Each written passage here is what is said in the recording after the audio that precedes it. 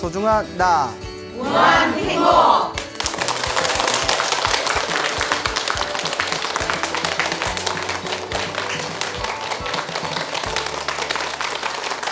예, 만나서 반갑습니다. 예, 광우 스님이라고 합니다.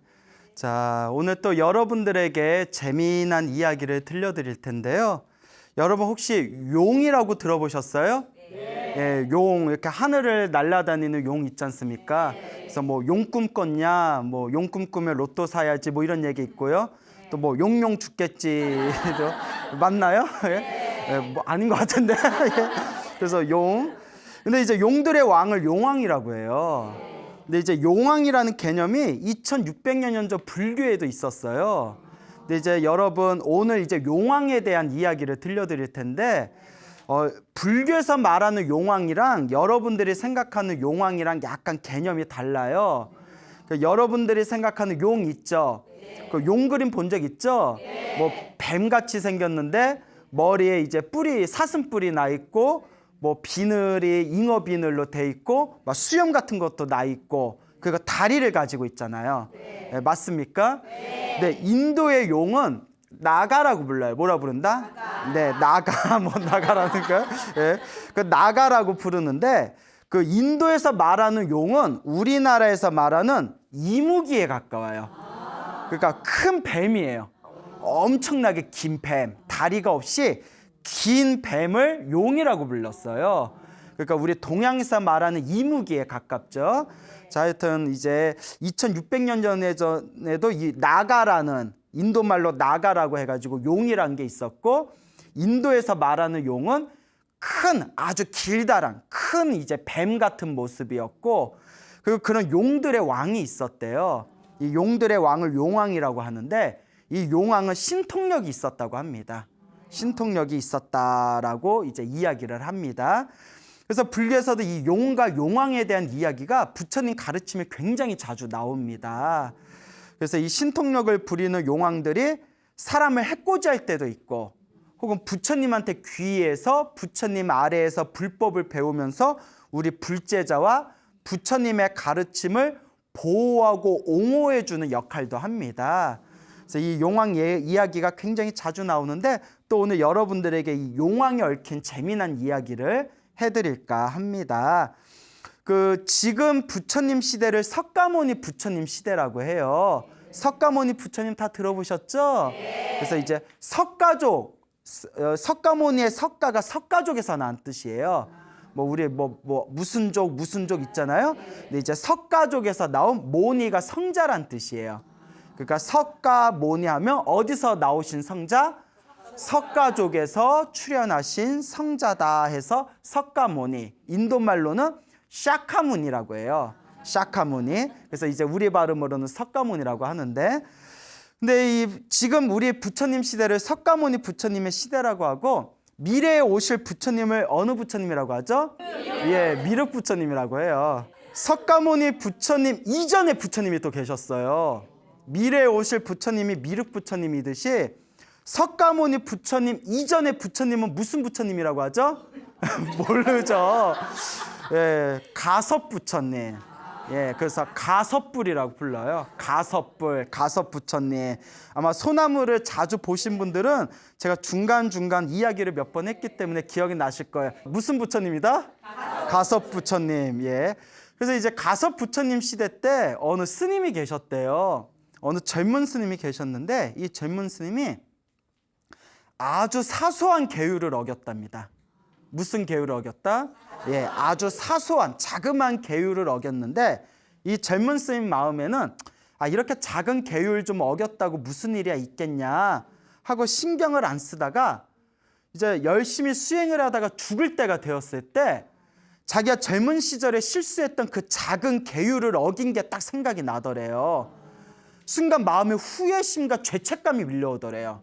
그러면서 그 자그마한 계율을 어겼던 젊은 시절이 떠오르면서 마음이 이렇게 후회하는 마음이 딱 일어나면서 딱 죽어버렸어요. 그래서 눈을 떠봤더니 용왕으로 태어났대요. 여러분, 용왕으로 태어났다니까 되게 좋은 것 같죠? 불교에서는 용왕을 그냥 높이 안 쳐요. 불교에서는 육도윤회를 한다고 해요. 무엇을 한다? 6가지 세상을 돌고 도는데 6가지 세상이 지옥, 아귀, 축생, 아슈라, 인간, 천상, 이 6가지를 태어나고 죽고를 반복하거든요. 지금 우리는 어떤 몸으로 태어난 거죠? 인간, 사람으로 태어난 거잖아요. 사람의 몸으로 태어났지만 우리가 동물이나 짐승을 축생이라고 해요. 자, 그럼 질문. 용은 어디에 들어갈까요? 예, 이묵인데 이 6개 중에서 모르면 대답하지 마요. 미안해요. 잘했어요. 예. 자, 이 6가지 세상에서 어디에 들어갈까요? 용은? 그렇죠. 축생에 들어가요. 용은 축생에 들어갑니다. 짐승에 들어가요. 근데 짐승 중에서도 좀 특별한 힘을 갖춘 짐승. 그러면 용들의 왕은 용왕은 어디에 들어갈까요? 예, 축생입니다. 그러니까 우리 입장에서 전생에 열심히 돌을 닦았던 스님이 축생, 용들의 왕으로 태어난 게 좋은 걸까요? 안 좋은 걸까요? 예, 좋은 게 아니에요. 우리 한국 불교 문화에서는 무슨 용왕이 신통력이 있고 뛰어난 힘을 갖춰서 뭐 용왕제도 올리고 용왕도 모시는 분들이 있잖아요. 엄밀히 부처님의 가르침의 입장에서 보면 용왕이 수행하는 입장에서 다시 용왕으로 태어난 거는 그렇게 좋은 게 아니에요. 차라리 하늘색에 태어난 것보다도 못해요. 근데 우리는 용왕을 굉장히 높이 생각했죠. 물론 신통력이 있어서 좀 높은 부분도 있지만 수명이 길고 신통력이 높지만 도 닦는 입장에서는 좋은 몸이라고 할 수 있다 없다? 없다라는 거예요. 오늘 새로 아셨죠? 그래서 평생 절에 다녀도 이걸 잘 모르는 분들이 계시더라고요. 예, 그래서 용왕으로 태어나니까 막 가슴이 너무 아픈 거예요, 용왕이. 그래서 내가 전생에 그렇게 가섭 부처님 밑에서 수행을 그렇게 열심히 한다고 했는데 기껏해야 용왕으로 태어났구나 하고 막 후회감이 밀려오는 거예요. 그래서 우리 불교에서는 이런 이야기가 있습니다. 평소에 화를 잘 내는 사람, 짜증을 잘 내고 화를 잘 내는 사람. 여러분 화 잘 내요, 못 내요? 뭐 자기 입으로 그렇게 낸다고 크게 얘기할 건 없는데 평소에 화를 잘 내는 사람은 죽은 뒤에 독사로 많이 태어난대요. 예, 화 잘 내요 하는 분, 예, 다음 생에 이제 독사로 태어날 확률이 크겠네요. 왜냐하면 항상 독을 품고 있잖아요. 화를 잘 내는, 화가 독이에요. 독을 뿜어내는 버릇에 의해서 그 악업으로 독사로 태어난다. 그리고 이런 얘기했어요. 어느 큰 스님이 화를 굉장히 잘 내요. 화를 굉장히 잘 내는데 독사들의 왕이 용이래요. 독사들의 왕이 용이고 용들의 왕을 뭐라고 한다? 용왕이라고 부르는 거예요. 그래서 어느 큰 스님이 평소에 화를 잘 내는 성격이 있었는데 대신 도는 열심히 닦았대요. 수행을 열심히 해가지고 다음 생에 용왕으로 태어났대요. 그 이야기는 무엇이냐? 화를 잘 내는 업보 때문에 뱀의 몸을 받았지만 또 무엇을 열심히 했기 때문에? 수행을 열심히 했기 때문에 뱀들 중에서도 뭘로 태어났다? 용왕으로 태어났다. 이런 얘기가 불교 경전이나 가르침을 보다 보면 이런 얘기가 짭조름하게 가끔씩 나와요.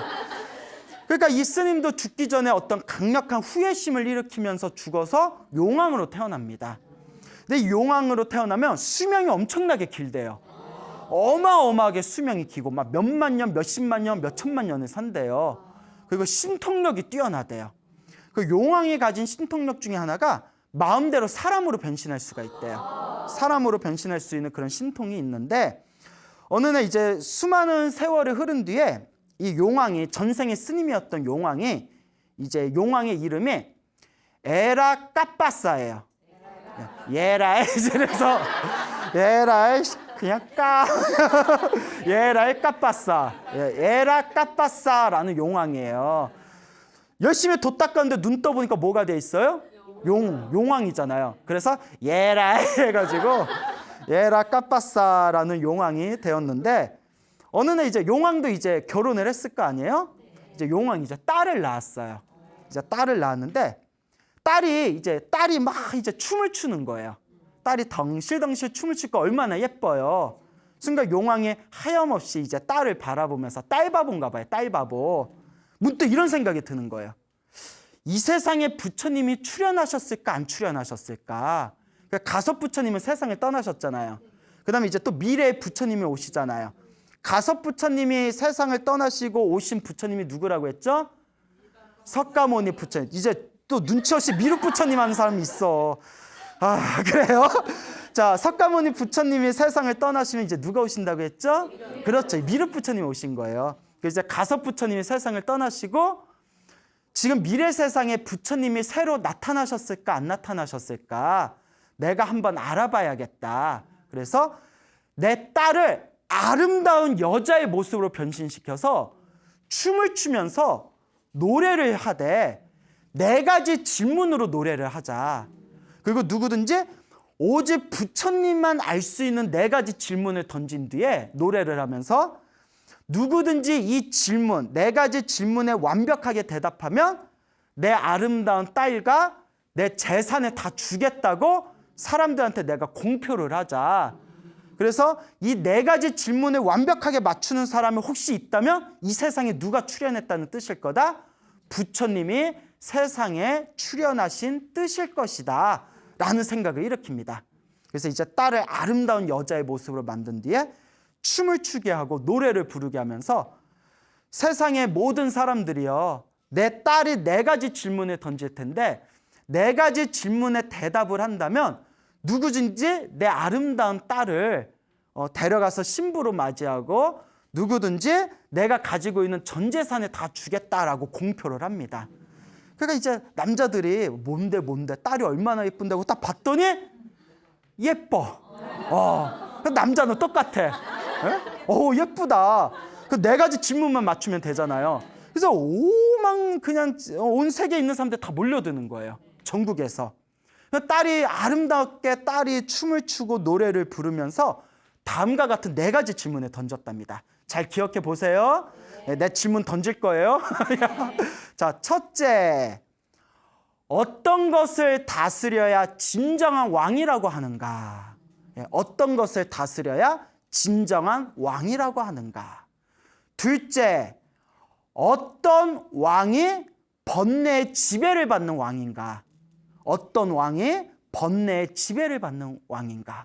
셋째, 번뇌에서 벗어나려면 어떻게 해야 되는가? 번뇌에서 벗어나려면 어떻게 해야 되는가? 벌써 헷갈려지죠? 어떡하냐? 나 질문 던질 건데. 막 긴장했어, 표정들이. 자, 넷째. 그러니까 이제 셋째가 번뇌에서 벗어나려면 어떻게 해야 되는가? 넷째, 어떤 사람이 어리석은 자인가? 어떤 사람이 어리석은 자인가? 자, 다 기억했죠? 네. 자, 첫째 뭐라고요? 어떻게든 좀 나오려고. 그렇죠. 예. 근데 이제 긴장하지 마시고요. 예, 다시 한번 말씀드릴게요. 어떤 것을 다스려야 진정한 왕이라 하는가? 둘째, 어떤 왕이 번뇌의 지배를 받는 것인가? 셋째, 번뇌에서 벗어나려면 어떻게 해야 되는가? 넷째, 어떤 사람을 어리석은 자라고 하는가?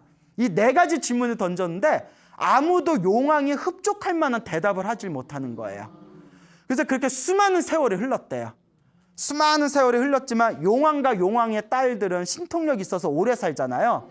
그러니까 그 오랜 세월 동안 보름에 한 번씩 보름달이 뜨면 이 용왕의 딸이 이제 춤을 추면서 이 4가지 질문을 던지면서 노래를 부르는 거예요. 누구든지 이 4가지 질문에 답을 맞춘다면 모든 재산을 주고 아름다운 용왕의 딸을 주겠다. 자, 그렇게 이제 오랜 세월이 지납니다. 그리고 비로소 용왕이 그토록 기다리던 부처님이 세상에 출현하셔요. 그분이 2600년 전 이 역사 속에 출현하셨던 석가모니 부처님이세요. 자, 석가모니 부처님이 세상에 다 출현하시고 이제 얼마의 시간이 지난 뒤에 어느 날 아침에 부처님께서 나무 아래에서 다 앉으셔서 지혜의 눈으로 세상을 살펴보셨대요. 왜 지혜의 눈으로 세상을 살펴보냐? 내가 제도해야 할 중생이 어디에 있는가? 나와 인연 있는 중생이 어디에 있는가? 내가 지금 도와줘야 할 중생이 어디에 있는가 하고 나무 아래에서 지혜의 눈으로 세상을 싹 살펴봤답니다. 살펴보다가 순간 부처님 지혜의 눈에 2명의 존재가 딱 걸려요. 레이더로 뚜뚜뚜뚜뚜 하다가 딱딱 걸리는 것처럼 두 명의 존재가 딱 걸립니다. 부처님 지혜의 눈에. 오늘 제도해야 할 두 명의 인연 있는 사람들 발견하게 돼요. 그게 오늘의 주인공이 에라, 까빠사, 용왕과 웃다라라는 청년이 딱 걸려요. 이름이 뭐라고요? 웃다라. 예, 웃다 죽어. 예. 그래서 웃다라, 그 용왕하고 웃다라가 딱 레이더에 걸리면서 오늘 내가 마땅히 이 두 사람을 제도할 인연이 있구나. 내가 오늘 이 두 사람을 제도하면 수많은 중생들에게 큰 이익이 되겠구나. 내가 오늘 용왕과 웃다라라는 청년을 제도해야 되겠구나 라는 것을 꿰뚫어 보십니다. 그 다음에 이제 자리에서 일어나셔서 웃다라라는 청년이 지나갈 만한 길목에 미리 딱 앉아 계셔서 시간을 다 보내면서 기다리고 있었대요. 그러니까 부처님은 다 꿰뚫어 보시는 거예요. 아니나 그날이 보름날이었어요. 용왕의 딸이 춤을 추면서 노래를 부르면서 사람들에게 4가지 질문을 던지는 날이었어요. 그러니까 수많은 젊은이들이 그 4가지 질문에 대답하려고 수많은 젊은이들이 용왕이 있는 곳에 모였겠죠. 그때 그 웃다라 청년도 오늘 그 용왕의 딸을 만나서 질문에 대답하기 위해서 길을 떠나고 있었던 거예요. 그러다 웃다라 청년이 길을 터벅터벅 걷고 있을 때 나무 밑에서 부처님을 만나게 됩니다. 부처님이 이미 다 알고 기다리신 거죠. 길목에. 웃다라요, 웃다라요. 그러니까 웃지만 말고 너 일로 좀 와봐라 이러니까 부처님이시여, 거룩하신 세존이시여, 어찌하여 저를 부르셨습니까? 하고 이렇게 절을 3번 올립니다. 그 부처님께서 그대는 지금 어딜 가는 길이냐? 부처님 이미 다 알고 계세요? 그대는 지금 어딜 가고 있는 길이냐라고 질문을 던지니까 이 웃다라 청년이 그 아름다운 여인의 4가지 질문에 대해서 대답하려고 길을 가고 있는 중이었습니다. 그 부처님께서 그 4가지 질문에 대해서 너는 무엇이라고 대답할 거냐? 그래서 준비한 대답을 했대요. 웃다라 청년이. 첫 번째 질문에는 이렇게 대답할 거고, 두 번째 질문은 이렇게 대답할 거고, 세 번째, 네 번째 질문은 이렇게 대답할 겁니다 했더니 부처님께서 땡 하셨대요. 너 그렇게 말했다가는 너는 바로 탈락한다. 그 부처님께서 원래 이러면 안 되는데 내가 답을 가르쳐 줄게. 내가 공짜로 가르쳐 줄게. 내 말을 잘 들어봐 하면서 웃다라 청년에게 그 용왕의 딸의 4가지 질문에 대한 답을 가르쳐 줍니다. 그래서 첫 번째 질문, 벌써 다 잊어먹었죠? 첫 번째 질문, 어떤 것을 다스려야 진정한 왕이라고 하는가? 그때 부처님께서 뭐라고 답변하셨냐면 육군의 문을 다스려야 진정한 왕입니다. 무엇의 문을 다스려야? 육군은, 자 따라해보세요. 안이비설신이. 예, 한문으로 안이비설신의라고 하는데 한마디로 눈, 귀, 코, 혀, 몸, 생각 6가지를 뜻해요. 근데 잘 보세요. 왜 이 6가지를 육군이라고 하거든요? 우리 다 눈에, 우리의 모든 생각이 눈으로 예쁜 걸 보면 눈에 홀리죠. 귀로 좋은 소리를 들으면 뭐에 홀려요? 귀에 홀리죠. 아주 향기로운 냄새를 맡으면 코에 홀리죠. 맛있는 음식을 먹으면 혀에 홀리죠. 뭐 야들야들한 촉감을 만지면 몸뚱아리 느낌에 홀리죠. 그리고 끊임없이 우리는 무엇에 홀리죠? 생각에 홀리죠. 이게 번뇌라는 거예요. 무엇이 진정한 왕이냐? 어떤 것을 다스려야 진정한 왕이냐? 안, 이, 비, 설, 신, 의. 육군이라고 합니다. 눈, 귀, 코, 혀, 몸, 생각에 속지 않고 이 6가지를 잘 다스리는 사람을 진정한 왕이라고 부른다 라고 답을 가르쳐 주셨고, 두 번째, 어떤 왕이 번뇌의 지배를 받는 왕인가 라고 했을 때 부처님께서 번뇌를 즐기는 자가 번뇌의 지배를 다스리는, 번뇌의 지배를 받는 왕이다. 무엇을 즐기는 자가? 번뇌를 즐기는 자가. 그러면 어떻게 해야 번뇌를 벗어날 수 있는가? 세 번째 질문이었죠.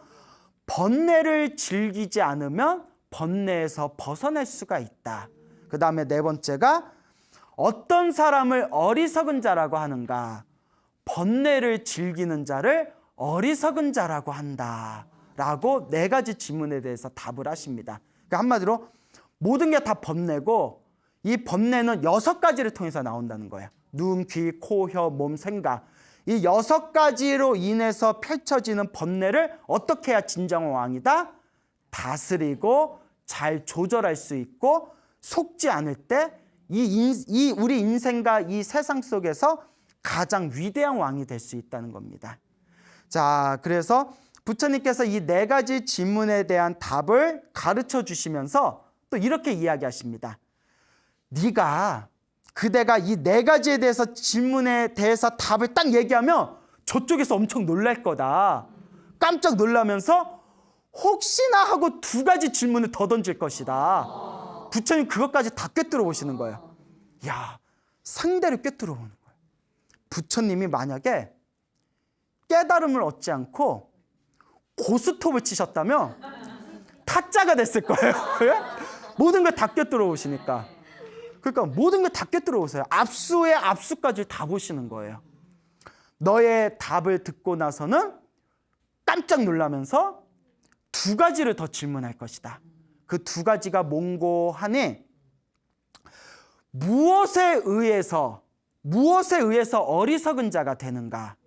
무엇 때문에 어리석은 자가 되는 거냐? 그 우리 중생들한테 하는 말이에요. 무엇 때문에 사람은 어리석은 자가 되느냐? 그 다음에 2번째가 어떻게 해야 번뇌를 떨쳐버리고 열반을 얻을 수 있겠느냐? 열반이라는 것은 불교에서 말하는 깨달음의 세계를 뜻해요. 완전한 행복의 세계를 열반이라고 합니다. 그래서 만약에 2가지 질문을 새로 던지면서 무엇에 의해서 어리석은 자가 되는 것이냐라고 질문을 던지면 번뇌의 홍수에 의해서 어리석은 자가 되는 것입니다 라고 대답해라. 그리고 어떻게 해야 번뇌를 떨쳐버리고 열반, 영원한 행복을 얻게 되느냐라고 질문을 하면 번뇌를 떨쳐버리고 집착을 떨쳐버리면, 번뇌와 집착을 떨쳐버리면 열반을 얻을 수가 있습니다 라고 대답해라. 그러면 이 질문에 대해서 그대는 승리자가 될 것이다 라고 이야기를 듣게 됩니다. 그래서 이제 우따라 청년이 부처님의 다 가르침을 듣는 순간 그 자리에서 마음이 확 열리면서 수다원가가 됩니다. 무엇이 됐다? 수다원가. 그래서 제가 소나무에서 굉장히 여러 번 얘기를 했는데 또 지금 처음 들은 것 같은 표정을 지으신 분들이 계셔서 심히 마음이 울렁거리네요. 지금 굉장히 자주 얘기했는데 막 정신이 혼미해지는데, 예, 그래서 부처님의 거룩한 제자로서 깨달음을 얻어서 욕망과 번뇌를 벗어나신 분을 아라한이라고 해요. 뭐라고 한다? 그래서 절에 가면 나한전이라고 있거든요. 그래서 모든 욕망과 번뇌가 사라진 거룩한 성자를 아라한이라고 부르는데, 아라한이 되려면 4단계를 거쳐야 돼. 몇 단계? 4단계. 4단계를 거쳐야 되는데 아라한이 되는 4단계 중에 1단계가 수다원이에요. 아라한이 되는 4단계에서 첫 단계가 1단계가 수다원이에요. 그래서 수다원이 딱 되면, 수다원이라는 깨달음의 존재가 되면 아라한이 저절로 보장된 거예요. 거룩한 성자가. 그래서 불교에서는 굉장히 귀중하고 소중한 깨달음의 경지예요. 그래서 이 우따라 청년이 부처님의 법문을 듣는 순간 그 자리에서 뭐가 됐다? 예, 수다원, 아라한이 될 수 있는 4단계 중에서 1단계 수다원이 된 겁니다. 그러니까 불교에서 굉장히 높은 깨달음의 경지예요. 그래서 이제 수다원가를 얻은 뒤에 이제 부처님의 이제 가르침을 받고 용왕이 있는 곳에 갑니다. 벌써 이제 용왕의 딸이 아름다운 모습으로 춤을 추면서 4가지 질문을 던지면서 노래를 부르겠죠. 그 수많은 남자들이 다들 탈락을 해요.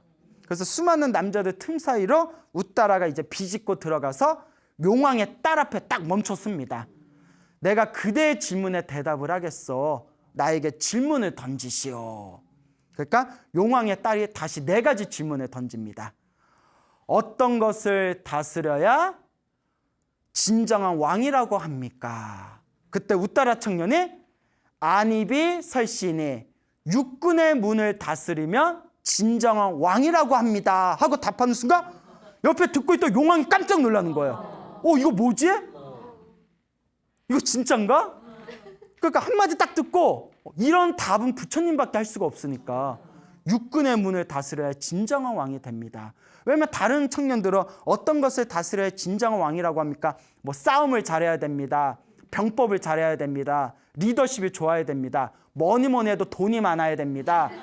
그래야 왕 노릇도 합니다. 뭐 이런 질문을 던졌는데 내 눈, 귀, 코, 혀, 몸, 생각에 속지 않고 이 6가지를 잘 다스려야 진정한 왕이라고 합니다. 그 깜짝 놀란 거예요. 그러니까 이제 용왕의 딸이 두 번째 질문을 던집니다.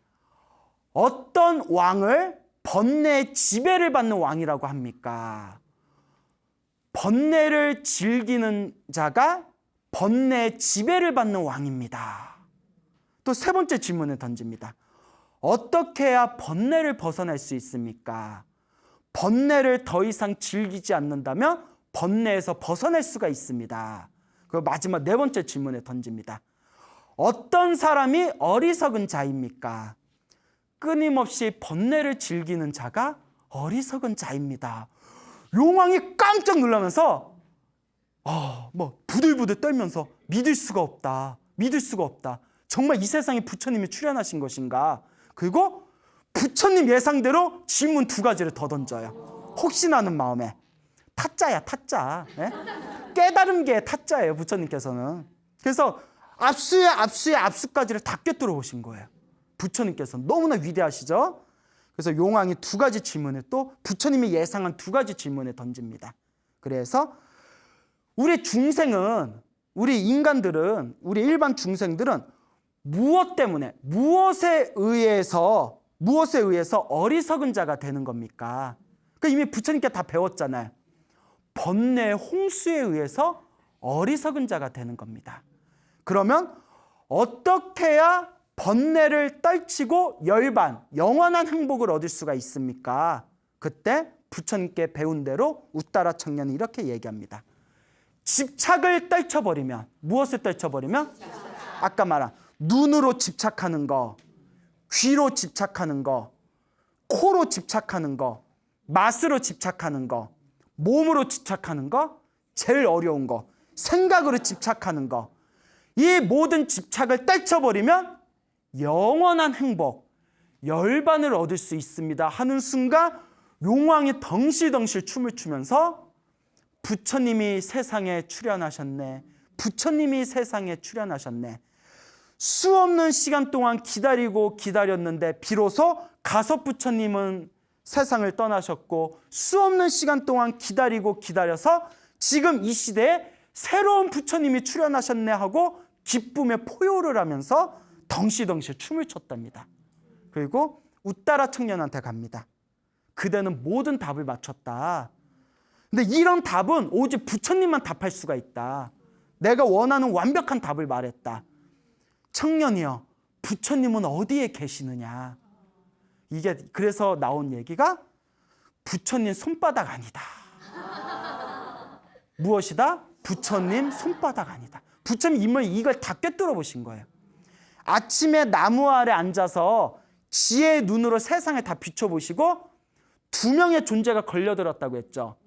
용왕과 웃다라 청년이 딱 걸려들고 그때 부처님께서 이 2명을 오늘 내가 제도할 인연이 있을 것이고 이 2명을 제도하면 다른 수많은 중생들도 엄청난 이익을 얻게 될 것이다 라는 걸 다 꿰뚫어 보셨고 또 웃다라 청년이 용왕의 딸을 만나러 가는 길목에 기다렸다가 어떻게 대답을 해야 되는지를 이미 다 가르쳐 주셨고 4가지 질문을 답한 뒤에 나머지 2가지의 새로운 추가되는 질문까지 다 꿰뚫어 보셨고 그리고 이 6가지의 모든 대답을 들은 뒤에 용왕이 부처님이 세상에 출현하셨다는 것을 직감적으로 알게 되고 분명히 부처님이 계신 곳으로 찾아올 것이다 라는 것까지 부처님은 다 꿰뚫어 보신 거예요. 그래서 부처님의 지혜는 일반 중생으로서는 헤아릴 수가 없다네 라는 게 그래서 경전에 나오게 됩니다.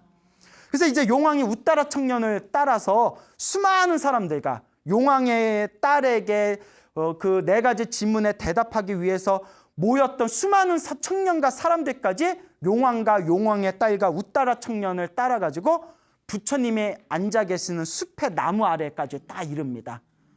그래서 이제 용왕이 부처님이 나무 밑에 다 앉아 계시니까 막 감동에 겨워서 눈물을 펑펑 흘리는 거예요.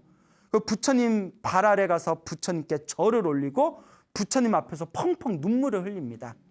그때 부처님께서 이미 모든 걸 다 꿰뚫어 보셨지만 부처님께서 일부러 물어보십니다. 용왕이여, 그대는 어찌하여 그렇게 눈물을 흘리고 있는가? 그때 용왕이 눈물을 펑펑 흘리면서 다음과 같이 이야기합니다. 위대하신 부처님이시여, 위대한 세존이시여. 세존은 세상에서 가장 존귀하신 분이란 뜻이에요. 위대하신 세존이시여, 저는 본래 전생에 가섭 부처님을 모시고 수행하던 스님이었습니다. 제 나름대로 열심히 수행한다고 수행했음에도 불구하고 깨달음을 얻지 못했는데 젊었을 적에 자그마한 사소한 계율을 어긴 게 있었는데 죽으면서 그 사소한 계율에 대한 후회하는 마음을 일으키면서 죽었다가 그만 이와 같은 축생의 몸인 용왕으로 태어나게 되었습니다.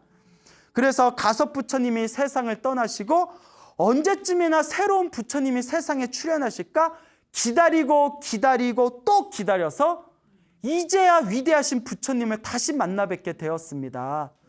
너무 감동에 겨워서 눈물을 흘리고 있습니다. 그때 부처님께서 위대한 말씀을 남깁니다. 부처님께서 뭐라고 하셨냐? 이번 생에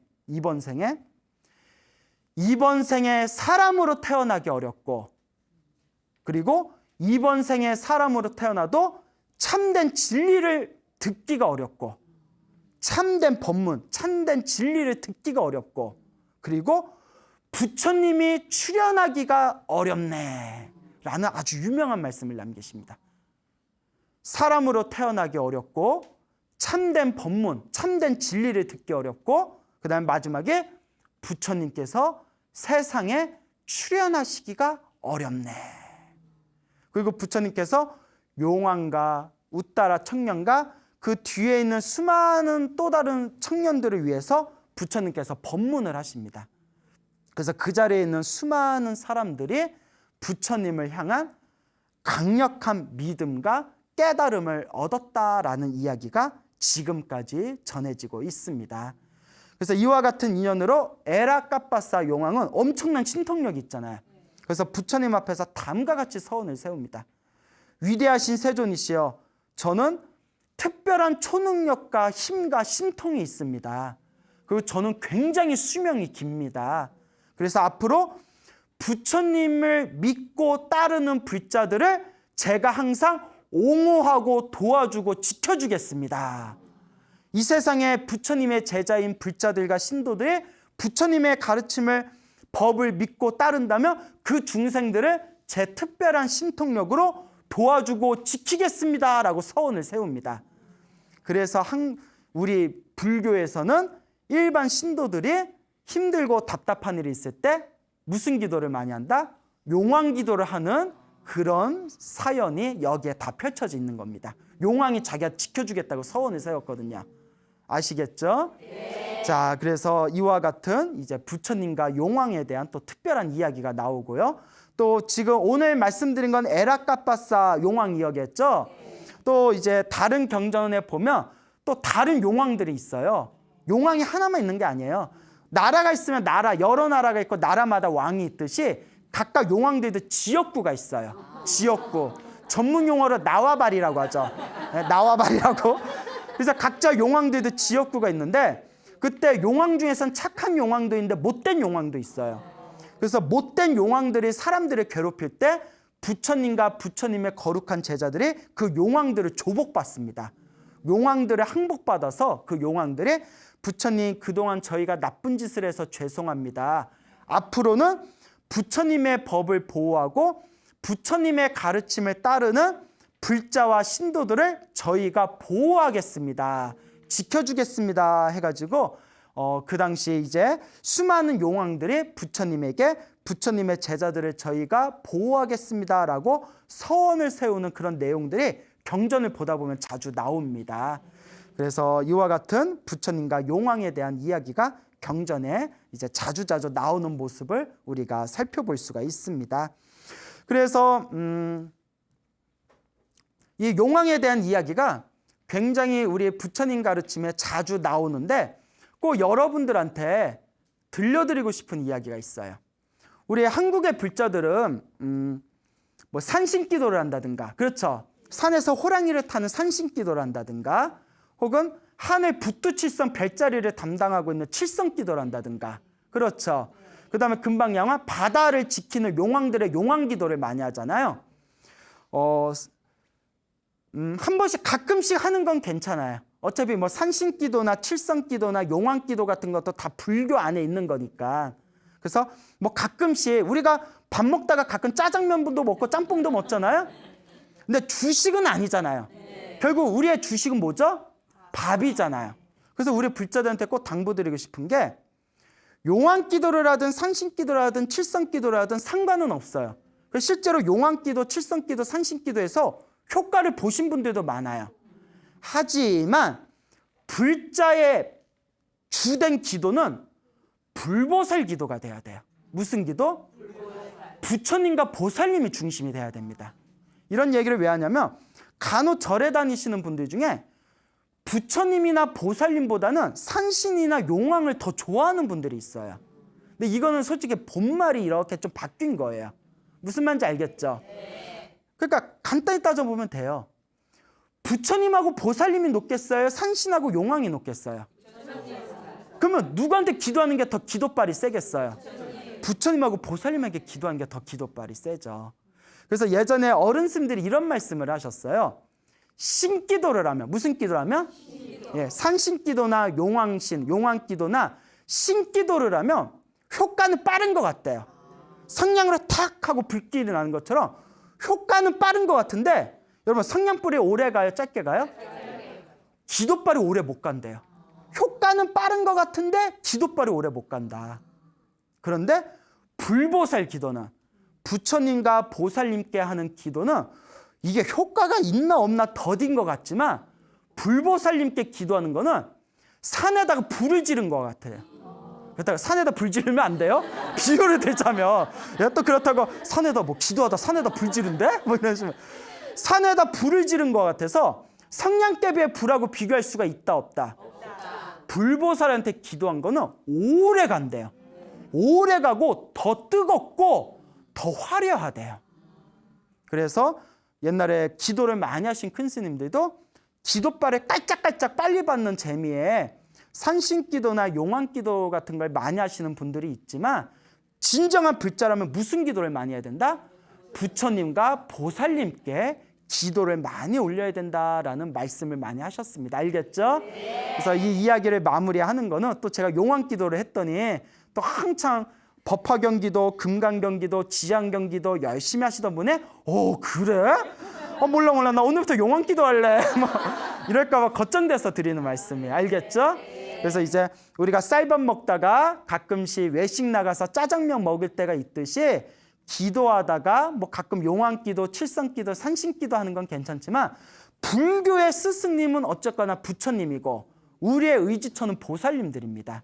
그러니까 항상 정법대로 불보살님의 기도를 열심히 해나가라라고 꼭 당부의 말씀을 드리고 싶습니다. 알겠죠? 네. 자, 그래서 어떤 기도를 하든 항상 기도하고 복을 짓고 마음을 잘 쓰면서 여러분들이 수행을 잘한다면 바다에 있는 용왕도, 하늘에 있는 천신들도, 산에 있는 산신들도, 저 밤하늘에 반짝이는 별자리의 북두칠성들도 알아서 우리를 도와줄 겁니다. 그러니까 제일 중요한 거는 항상 기도하고 복을 짓고 마음을 잘 쓰는 거. 그래서 오늘 배우셨죠? 무엇을 잘 다스려야 진정 왕이라고 한다?